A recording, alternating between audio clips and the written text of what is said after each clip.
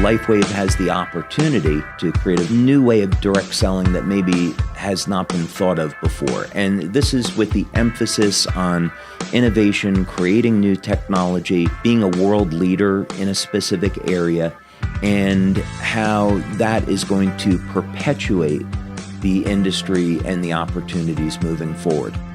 Welcome to Built to Last, a podcast from Direct Selling News, putting the spotlight on the best of the best companies in the channel. I'm Rob Sperry, and today we're featuring LifeWave, a company that's redefining wellness through innovative health technology backed by science. Joining me are two remarkable leaders, LifeWave founder and CEO David Schmidt, and President Meredith Berkshire. David is the inventor behind LifeWave's patented phototherapy technology and the visionary who launched the company in 2004. With more than 200 patents and a deep background in science and engineering, he leads LifeWave's product innovation and long-term strategy.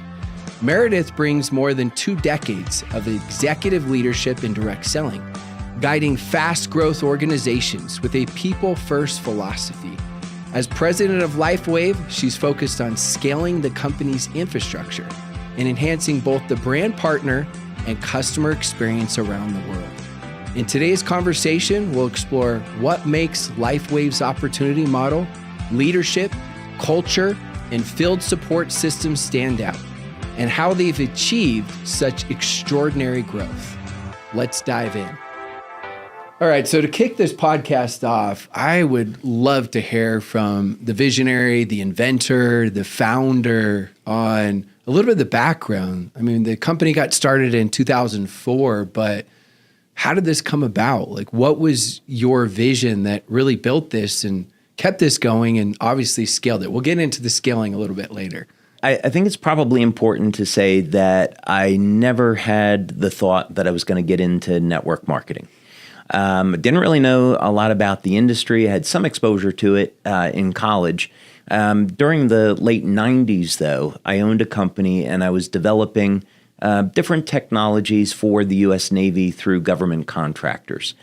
And during that process, I was invited to be part of a design team for one of the Navy's next generation mini subs.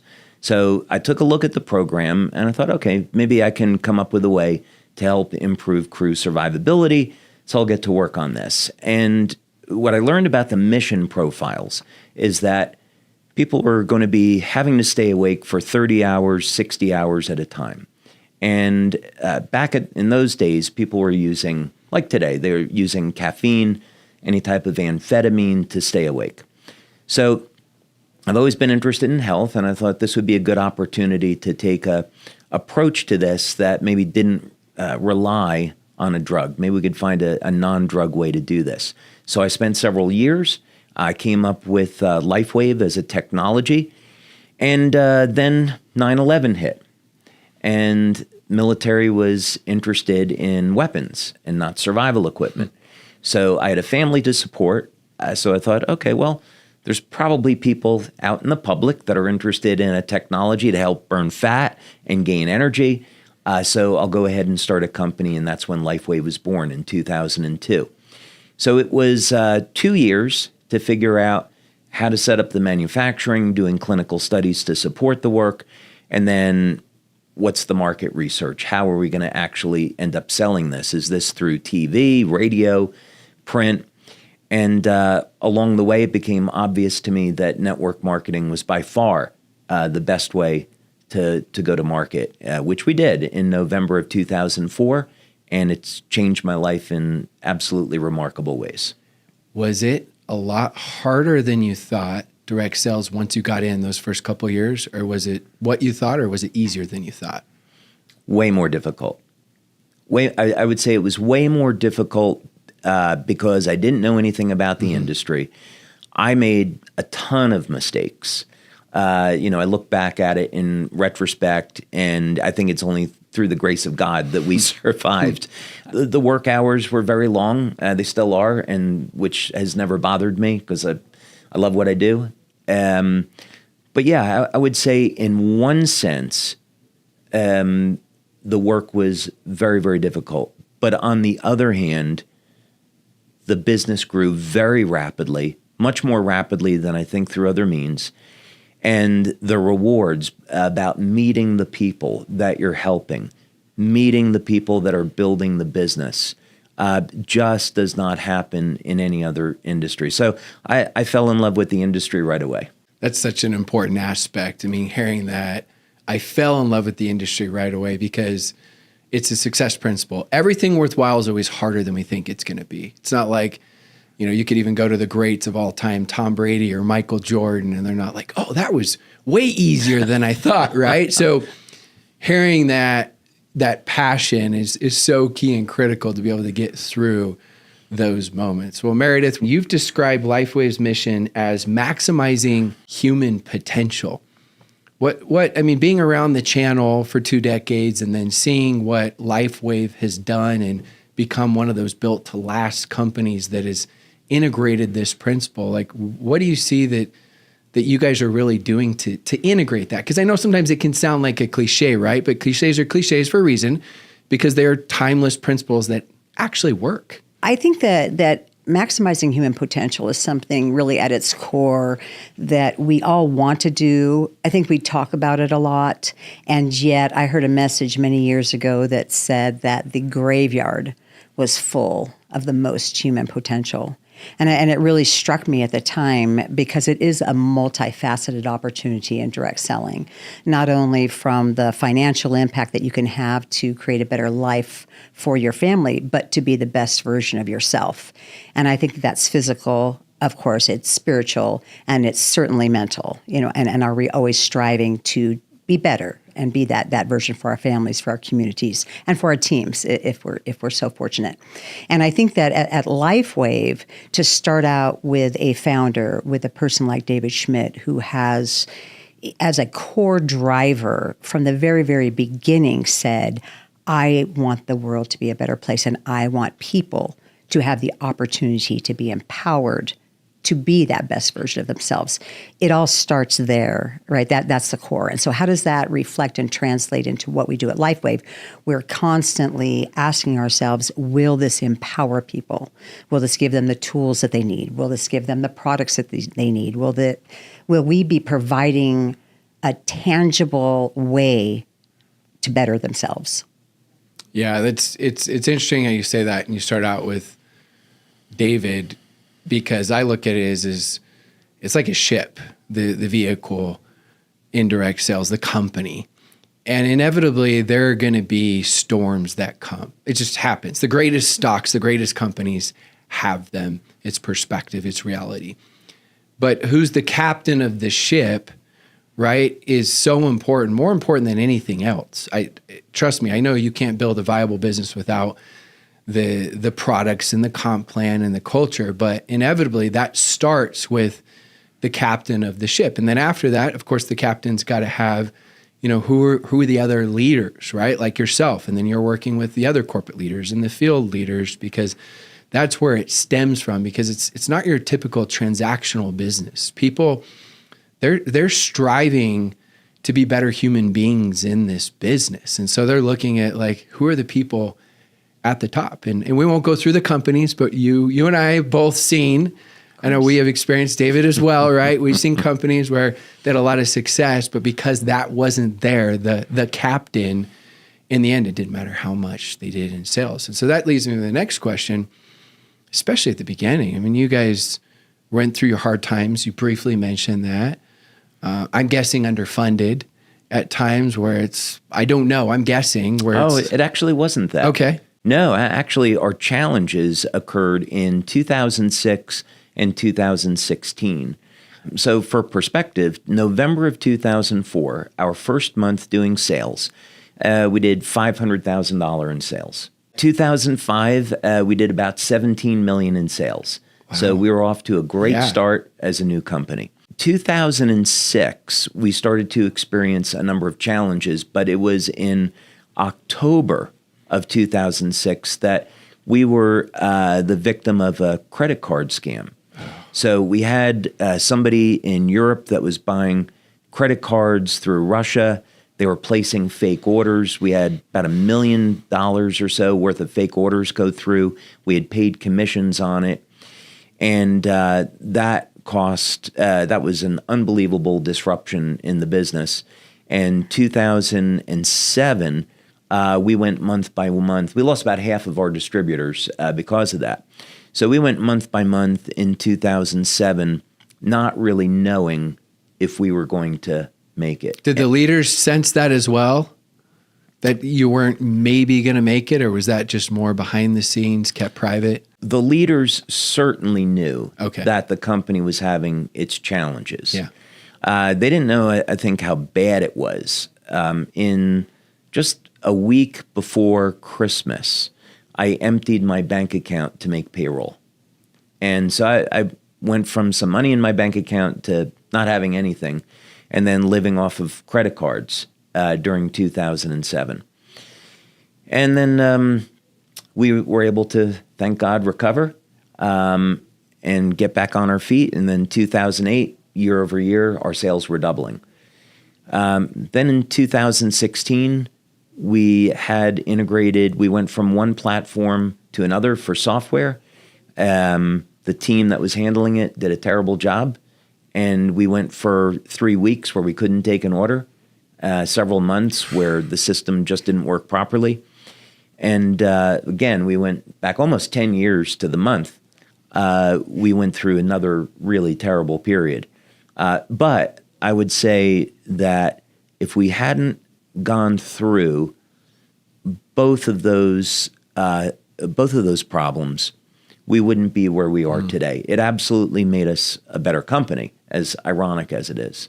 Yeah, the ones that get through it, it's always right. The trials were the best things that happened if you can make it through. Now, obviously, we don't feel that way during those times, but I appreciate you sharing that. And that's one of the goals of Built to Last, is us sharing not just the highlights of all the great things we went through, but also the struggles and the challenges. Because I've heard that from multiple companies, but I don't see that publicly, where they had massive issues with merchant accounts and different things like that they had to go through, and you just don't know. Like, a lot of times that isn't shared, and so it's empowering, and I'm grateful to hear that as well. Like, the struggle is so important, because yes, your struggle is your story, your mess is your message, but when you overcome it, right, that's what makes it so powerful. So what would you say, Meredith, if you think of LifeWave, like the biggest thing that you guys have for a company that is built to last? Like, if you were to say the single most important thing, and I know that could be one of those answers that's so deep that depending on the day, it may be a different principle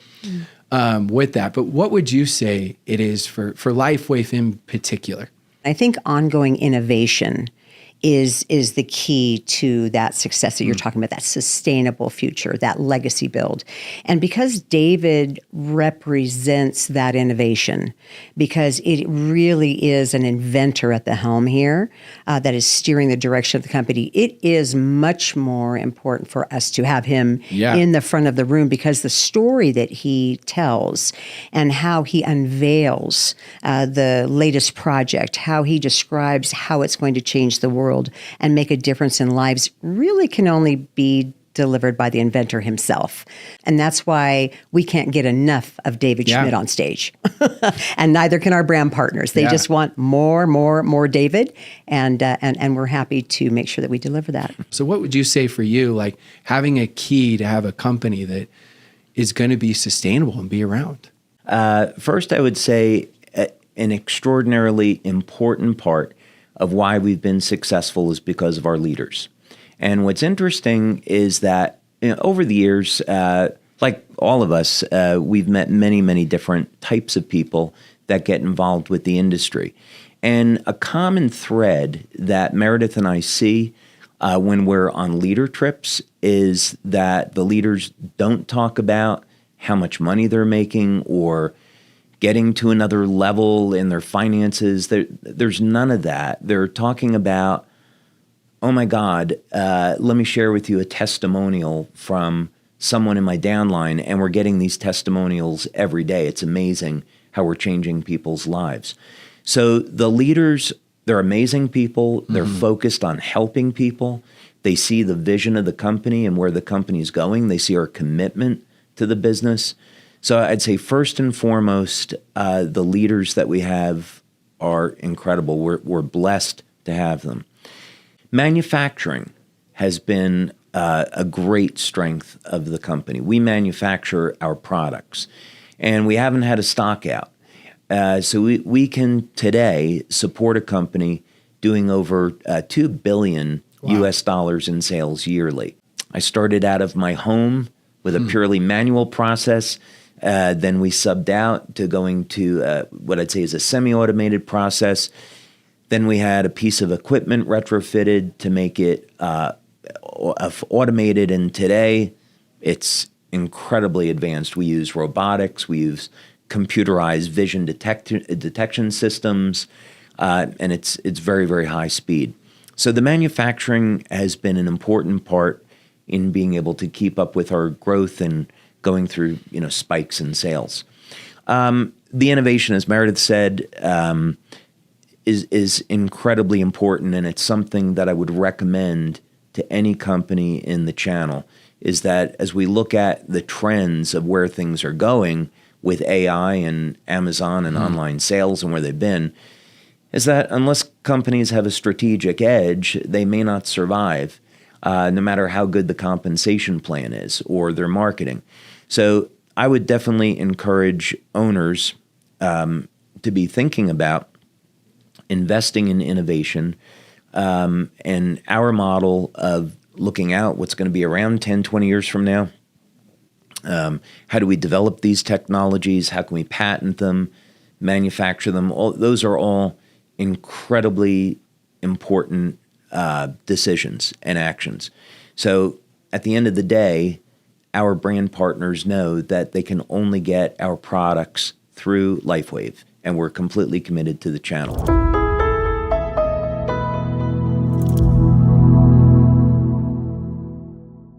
I think some of the best products are always the ones that have so much complexity. They're like, wow, it's amazing. But then you find a way to simplify it, right?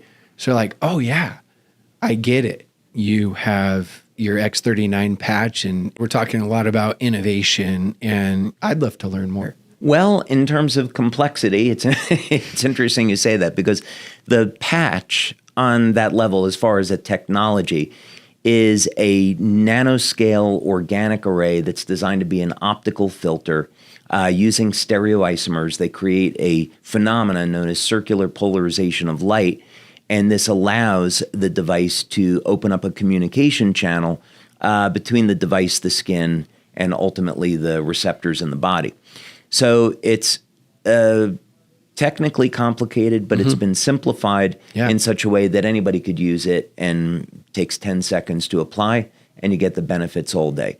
But in simplistic terms, the LifeWave patch technology takes advantage of the fact that ultimately human beings are powered by light, which means if you can take any human, plant, animal cell, put it in a room that's completely dark. We use a device called a photomultiplier tube, and you can detect very minute photons. They're called biophotons because they're coming from living systems, coming off of those cells. And these pulses of light are so coherent, they resemble laser light. And the reason why all living systems have this light is that they initiate thousands of different biochemical reactions within the cell.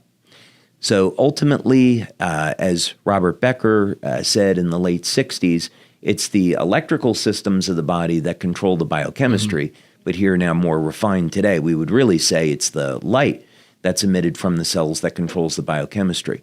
So the LifeWave patch is a form of phototherapy. We stimulate the skin with very low levels of light. This activates receptors in the cell. And on our first product, which is Energy Enhancer, it's going to upregulate what's called beta oxidation or fat burning. So you wear the energy patches, and we can analytically demonstrate through blood, urine, saliva testing, bioelectrical testing, that that's exactly what happens. A 23% increase in fat burning from applying Energy Enhancer. With X39, which is designed as a longevity product, we are activating receptors with light that turn on the peptide GHK-Cu, and that, of course, has phenomenal longevity benefits. You started doing research and then launched at the marketplace how long ago?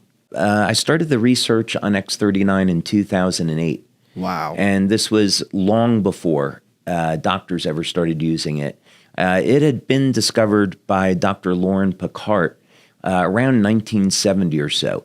And Dr. Picard should win a Nobel Prize for this work because it's probably the most powerful peptide in the human body, which declines with age, that's responsible for resetting several thousand genes back to a more youthful state. We compare that to something like resveratrol, which resets two genes, the sirtuin genes, back to a more youthful state. Exercise, I know you like to exercise, so resistance training, that's going to reset about 78 genes back to a more youthful state. So when we consider we can apply light to the body in the form of a patch, and it doesn't really take any time, and it's going to reset thousands of genes, that's something well worth looking at. I mean, that right there, combined with it takes 10 seconds and it works. Right. Those last two sentences Right. alone. But that goes with practicing what you preach, you're telling me how you want to have products that are working 10, 20 years from now. You got to be ahead of the curve. And that just shows that you actually were. It's not just like saying like, I hope, I want to, Right. It shows that proof of concept. So here's one of the challenges that I see that you guys have navigated. So I want to hear how. I love these interviews because I'm genuinely always curious. I've seen both sides do things wrong, meaning I've seen where they're stuck just on one product and there's never any innovation.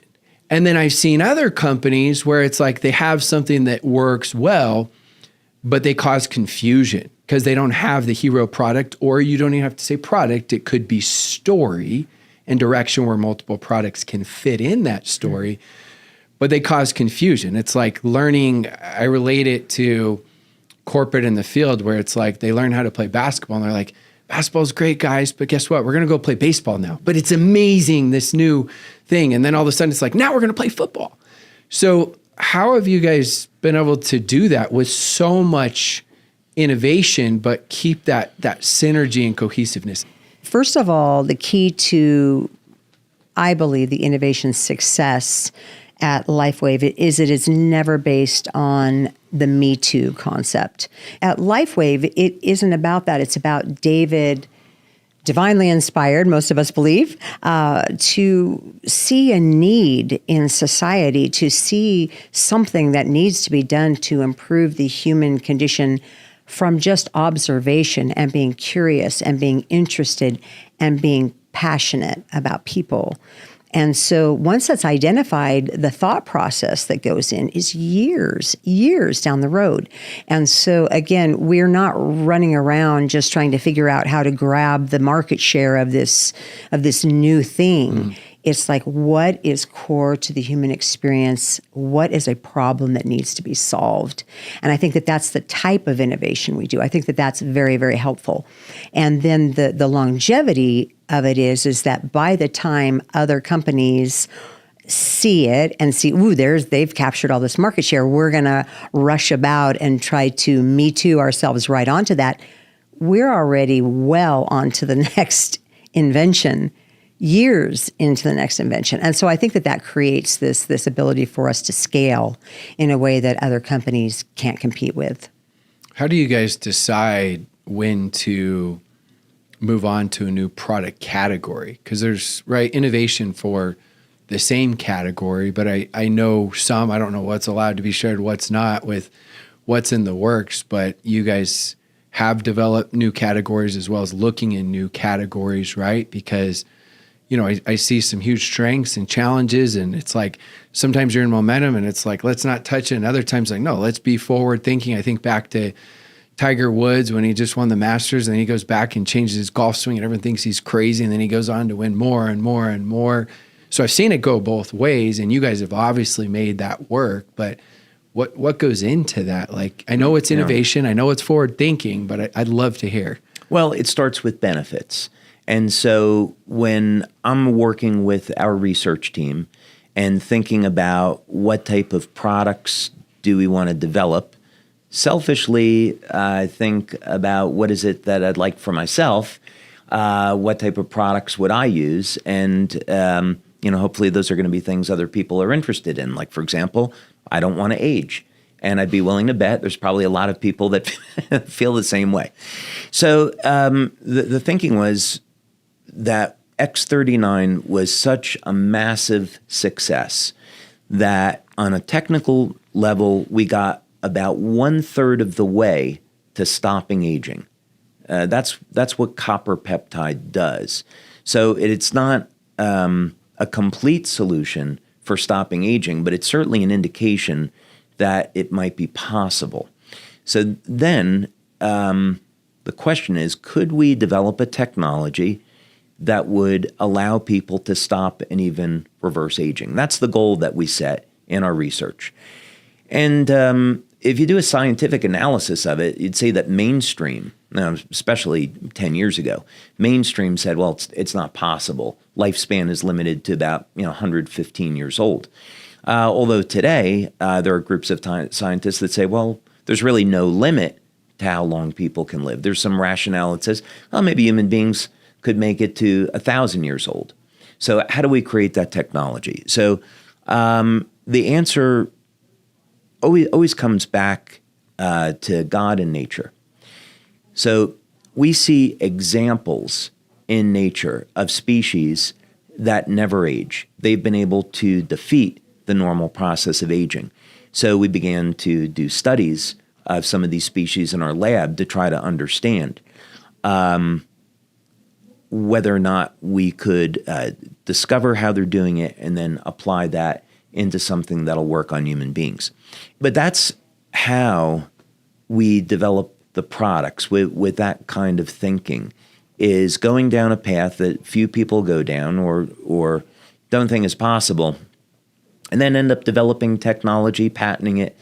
And by the time we get that technology to market, we're already several years into the next thing. Are you testing it with leaders, with corporate executives, like clinical studies, all of it, some of it? So we've already completed 6 clinical studies on human beings. Wow. And those studies have involved blood testing, urine testing. The urine testing has been extraordinary in terms of what we find, what's going on in the body. We use something called a physio suite. So we look at heart rate variability. We look at EEG.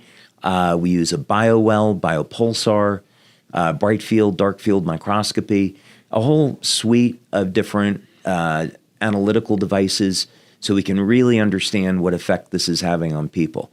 And then after that, then we say, okay, we'll finally let leaders try it, which they have recently.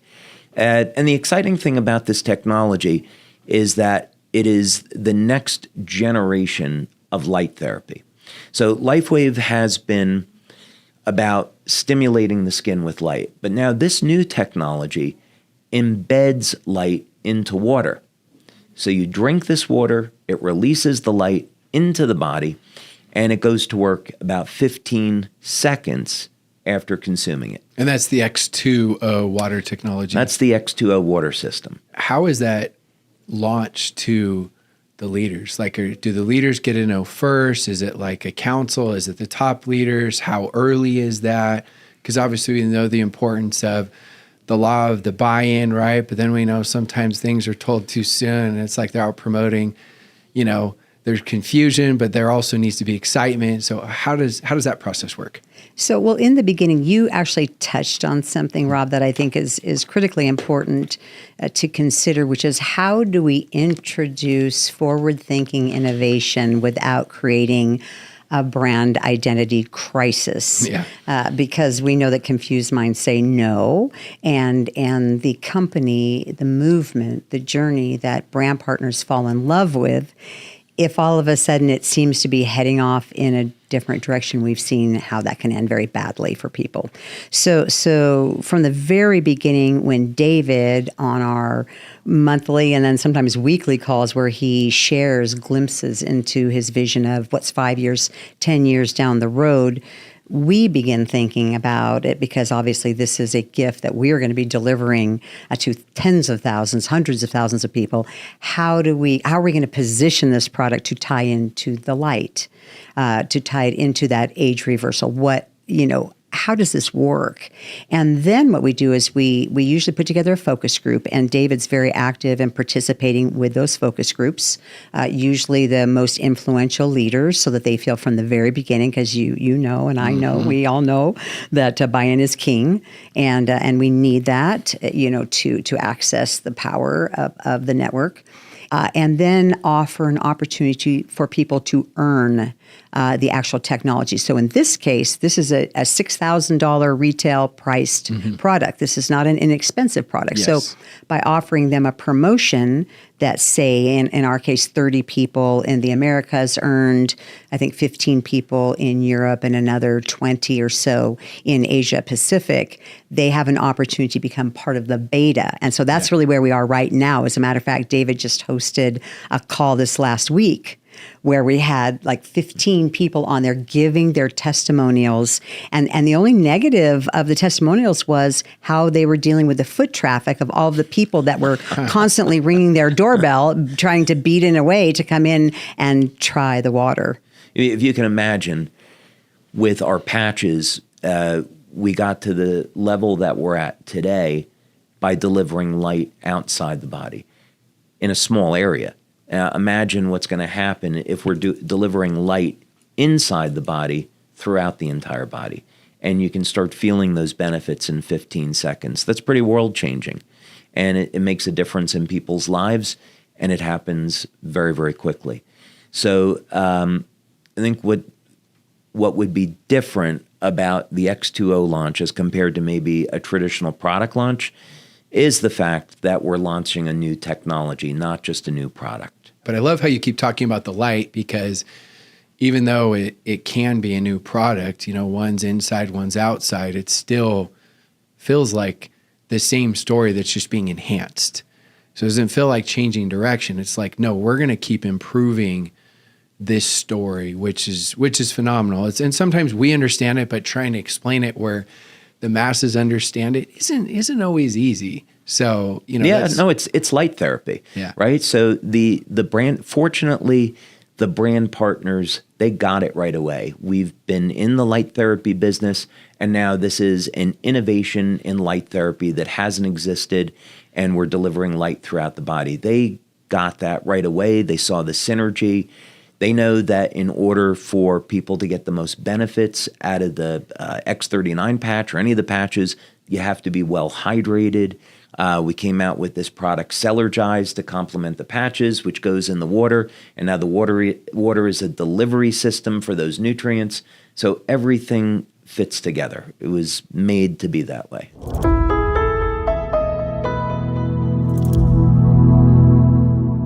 I want to talk about the opportunity now, because going from, 2002 of this idea, 2004, let's launch this, to 2004, right? You go, yes, you have challenges, but it goes like really, really well, gets to 18 million.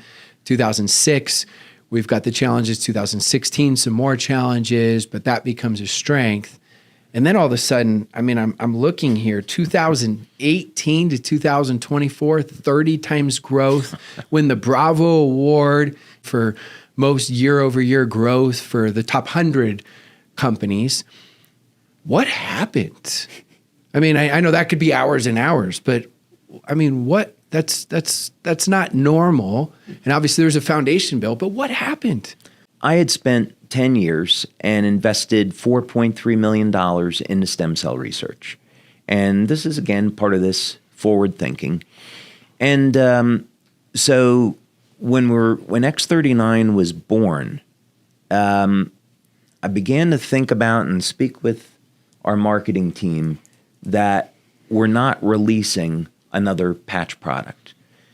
This is the third phase of release in our company. So I knew we needed to separate this for the opportunity from everything else we had done before to create a very specific dividing line. So the way that I positioned it with the marketing team was, think of Energy Enhancer, Ice Wave, Silent Nights, those products as being lifestyle products. That's what we started with. And then the second phase of the company was all about anti-aging. So now we're entering the third phase of the company, and this is all about stem cells and regeneration.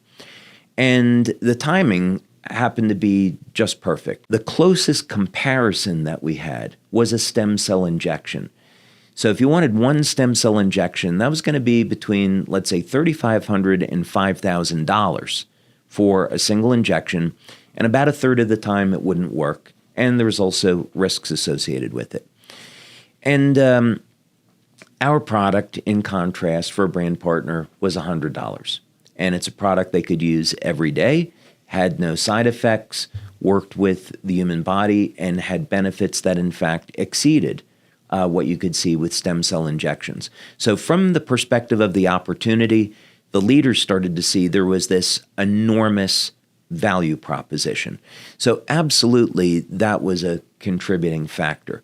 But one thing that we did, I think, really, really well, which could be a good, marketing lesson, is we didn't make it available for sale in the initial 6 months. What we did was we said, okay, first we're going to give samples to our leaders to use gratis. And then when we went to market in July of 2018, we said, if you want this product, you have to go out and sponsor, build the business, get a customer, and then we'll give you a free sample. And we started getting in a crazy number of testimonials. We built excitement. We were never selling the product, and sales were going up. So once we started selling the product and hit the ground running with it in January of 2019, we just escalated from there. We went from 20 million to 60 million in 1 year. But what a unique, like you said, marketing research that you did rather than quick fix promo or like, let's launch this and all these different things. It's like, no. I know the product works. You were doubling down on it. And in the sense you didn't know if you're going to make money, you probably thought we may lose money over the course of time, but in the long term we'll make money, even though that wasn't the case. Right. And I know with that, with all the success that you guys have had, most people would not touch anything with their comp plan. And going back to you guys talking about being innovative, right? As you guys have had made those changes and you don't take them lightly, but again, you're thinking 5, 10, 15 years from now. So, and you're going through another one, correct? So maybe talk a little bit on that. I think decision-making process at any company needs to be done responsibly and carefully and respectfully, because the reality is we hold in our hands the dreams and the hopes and aspirations of tens, hundreds, maybe millions of people. And so it weighs heavy, I think, in any change management process. You cannot be abrupt. You cannot be disrespectful. But you have to do what's right, and you have to do what's right for the business. We have the luxury and the benefit of being able to change at a time when people are looking for a reason to stay with LifeWave, to grow LifeWave, and not to leave LifeWave. So actually the timing is good. We are going to be paying over 60% more people with the new plan. And who are those people? People in their first 90 days.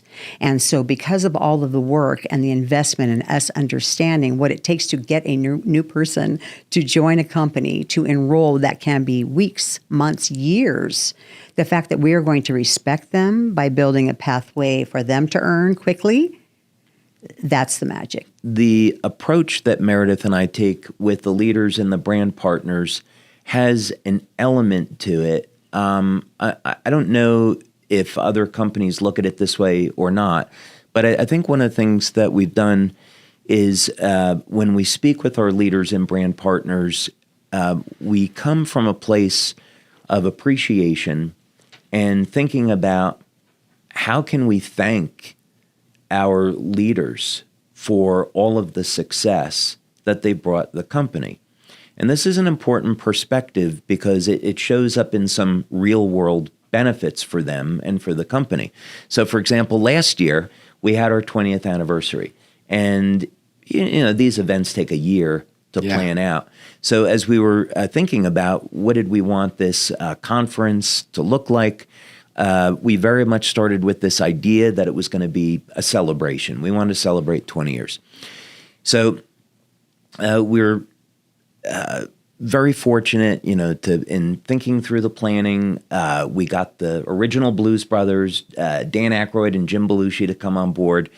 And then another opportunity presented itself with Gwen Stefani and Maroon 5. And Meredith is like, what about the budget for this?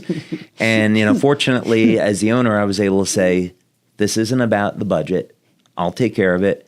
This is about letting the brand partners know how much we appreciate that we made it to 20 years and that we're on top now.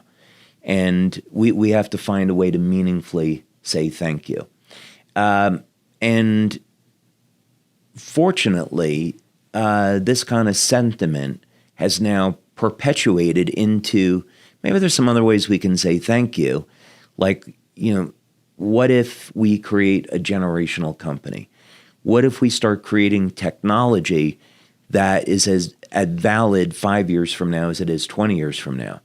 So when you eventually come through our Welcome Center, one of the things you'll see there is something that Meredith and I are very excited about, which is a completely new technology for generating clean electrical power.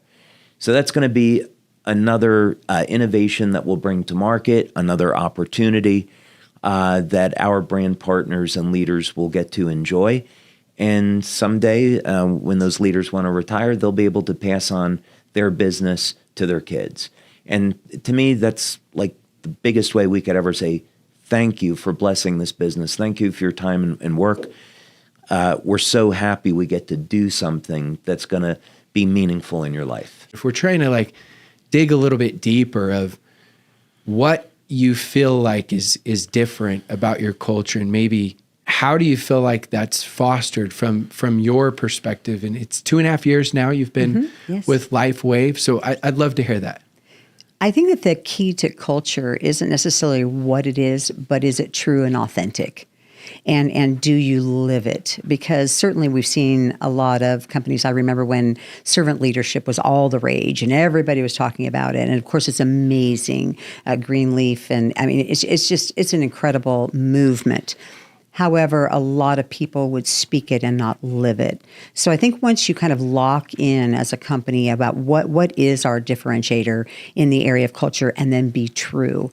And I think that one of the pieces of our culture that I see that I think has really helped us to establish who we are is that performance-driven piece of it, that results-driven piece of it, in that you come to your job and you are respected and you are valued every day. You are appreciated and you are challenged.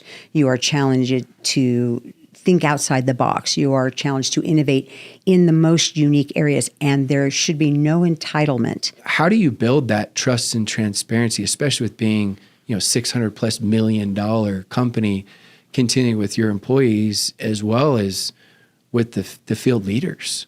Yeah, I mean, it's certainly something that happens over time, and it happens through repetition. First, I think you would appreciate hearing this, is that back in 2005, I worked with Coach Richard Quick, 6-time U.S. Olympic coach at Stanford. And I asked him once, what was the difference between the athlete that won the gold medal and the athlete that didn't? And I was expecting him to say, well, the person that wins the gold medal has a special gift and they're just built right and different genetics.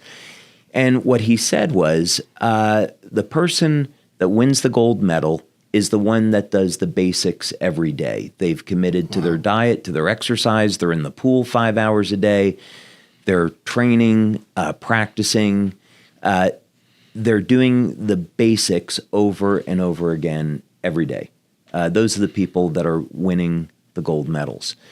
And so I think the same is true in business. If we're going to be successful, there are a few very fundamental, basic things that you have to do each day. But the other side to it is you build trust over time, and you do it through your actions and your words. So if you say something, you have to deliver on it. And if there's a change in circumstances, you have to be transparent and you have to tell people. It's, I think I've come to realize that the relationship that the company has with its brand partners is very much like a marriage. And a marriage that's successful is based off of goodwill. And it means that both people are in this holy union and they want to do right by one another. They have one another's best interests. We may not always agree. We may have different ideas, and that's always totally okay. But each person wants the best for their partner. And so in networking, if the company wants what's best for the brand partners and the brand partners are going to protect the company, that is going to be something very special and it's going to have a lot of longevity. So I think one of the things that Meredith and I have done really well is that when we talk about making LifeWave a generational company, they're not words. We show them exactly how it is that we're going to do that, how we're going to accomplish it. We give them a plan. We give them a timeline. We show them technology. So they say, oh, okay, this is real. And we know because the company has delivered on its word over the past 20 years, we can know that this is the direction that they're going in. So we'll commit our time. So, as an owner in the business, I want to be respectful that we're not wasting people's time, that we're working together to build.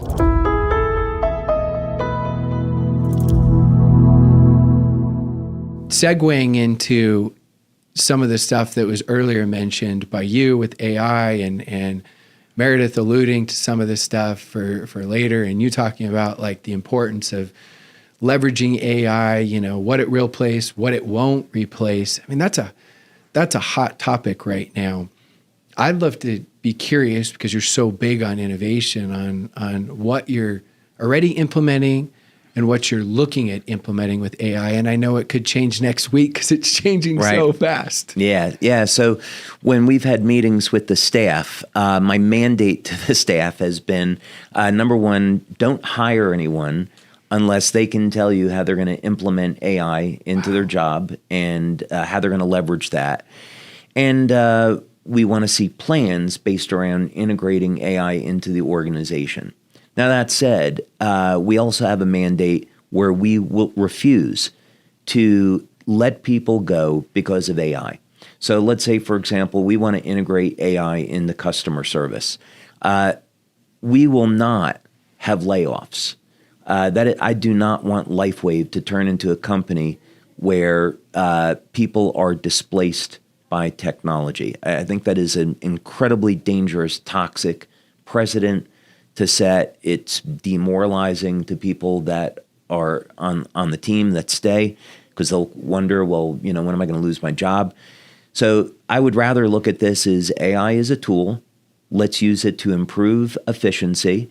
In our research, we use AI to do some basic information gathering to be as efficient as possible, but we're not going to use that as a means to replace people. We'll use that to go to 24/7 customer service. With robotics, we're taking a similar approach. I want to have 24/7 order fulfillment, and we'll do that through robotics. But we're not going to replace human beings.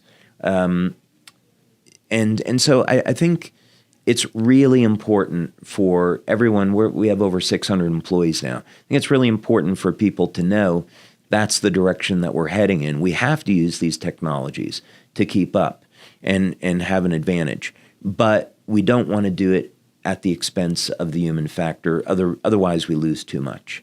It's a really good take, and that's really empowering with the communication. We're not looking to replace you. We're looking to enhance your role, and AI is part of that enhancement. I've looked at even my business, at first I'm like, oh, is this going to take away from a lot of things I do? It's made me 10x better. I feel like I got a battle buddy. I got an assistant, I've got like so much. So for me, like that's a constant thing. So I love that response. And I love the interview process as well, is asking like how they would actually use and implement it, because it is so important, and that's thinking ahead. Yeah, and in our industry, you can think about, okay, not every company, actually most companies are going to take the stance. IBM as an example, my roommate from college, who I'm still friends with, after 40 years of service to IBM, they laid him off, and he and 6,000 other people were laid off because of AI. So that's something that I saw in my personal life. And because other companies are going to take that route, people are going to need to be looking for work. And my opinion is that the direct selling industry is about to go through the biggest growth that it ever has been because of this phenomena. Companies will start using AI as a means to reduce costs. There'll be people that'll be out of work, unemployment will go up, and those people will need to supplement their income, and our industry will be one place where they can turn. So if we're adopting these technologies and using AI to make it easier for brand partners to operate a business and earn money, we're going to be so far ahead of everybody else. I love that vision. And going on with that vision for direct selling and the gig economy and how we evolve, Meredith, I'd love to hear just in general, first from direct selling, like, how do you see it evolving, then how it's evolved, and how you see it evolving the next 5 to 10 years, and fit LifeWave into that as well, how you guys are implementing that? So how do we incorporate things like weekly pay and maybe even at some point daily pay for some? So how do we make it quick in their pocket? I think that that's really what we're all about here. So our compensation design team was looking at how do we reward, yes, immediately, quickly, and simply, but how then do we also balance that for the people that do look for that generational company? Yeah, and when you really break it down, if someone were to list out like their perfect dream job, it really is direct sales. When they say, well, sure, I want to have a great boss, I want to have a great culture, I want to have some time freedom, flexibility, right? Done wrong, I get it, can be your biggest nightmare if you feel like you don't have the right products and culture and all that, but done right, it's your greatest dream. So finishing with this question, what do you want the legacy to be for LifeWave? Like, you think 10, 20 years, and I know you think much beyond that. You think passing it on and what people are talking about 20, 30 years from now about LifeWave and what it's done, and for human beings, what it's done for direct sales, right? Being one of those built to last companies. Like, what is that? Because you've talked a lot about legacy, which I love. What is that vision? I kind of like superheroes.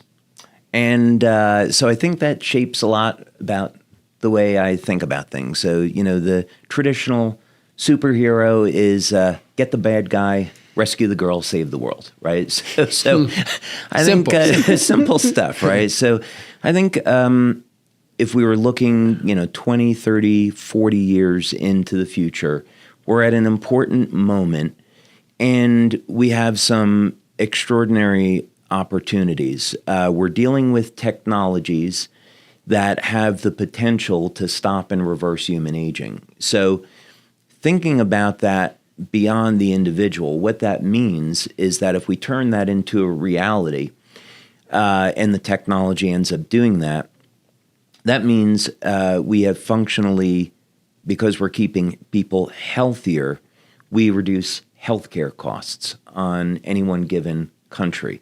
And then that money that countries are saving can be turned around for humanitarian purposes. Let's take people that are homeless, to feed people, give them home. If we think about this on a very, very large level. So the technology has some very, very far-reaching consequences. It also means that when people are getting into their 60s, 70s, 80s, now, maybe they're functioning like someone in their 30s and 40s, and they're productive. They're no longer a burden on society. And that's also an enormous benefit. So that technology has the ability to change society in a very, very dramatic way. The power generation technology that we're talking about, the ability to generate energy in a completely different way that's clean, healthy for the planet, to make people energy independent. The unit generates 20 kilowatts of power, which means not only do you get rid of your electric bill, but you make money every month off the grid. So 10, 20, 30 years from now, what that means is we've played a role in making the planet a cleaner place. We gave people a business that is recession-proof because we need power every single day. And maybe we've helped to reduce using fossil fuels and contributing to CO2 in the environment. And that's had a meaningful impact on our environment, and we've created a sustainable future. So I'm much more interested in leaving a legacy about making the world a better place than the one that I came into. That's what I would like. I always say good leaders have vision, great leaders give vision. And that's an incredible vision. And when you look at this profession, a lot get in for the money or for the products. But then they see with that, which are very important, an even bigger vision, which you just cast of some of those end results of what it can do, not just for you, but for the world, for humanity, it's very, very moving. That helps create that culture, that helps create that community, that helps create that loyalty where it becomes just so much bigger. So I appreciate you for sharing that, David. I appreciate you, Meredith. I appreciate both of you for taking the time and being willing to share some of your vulnerabilities, right? Things you've gone through, as well as many of your successes, because I really do know that there's so many little things that will give ideas to so many companies in this profession so that we can grow, because it is true that collaboration is the new competition. So thank you so much to both of you. We all appreciate it tremendously.